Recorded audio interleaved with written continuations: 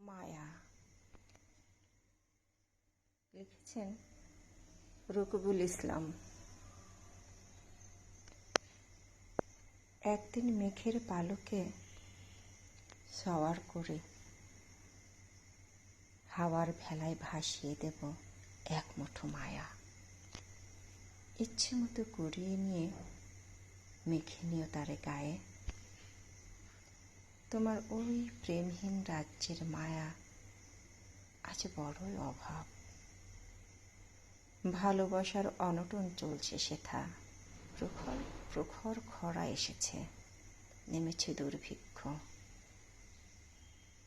অনিলের ঢেউর মেঘের যে দল এইমাত্র ভেসে গেল তোমার আকাশে, তারই মাঝে মিশিয়ে দিলাম এক মুঠো সুখ বৃষ্টির বায়ু। একটু সবুর করো। শান্তির বাড়ির অঝোর ধারা এই নামলো বলে। তোমার ধারায় আজ যে পারের অকাল, ইচ্ছে মতো সিক্ত করে নিও তব অঙ্গ, তব গাত্রখানি।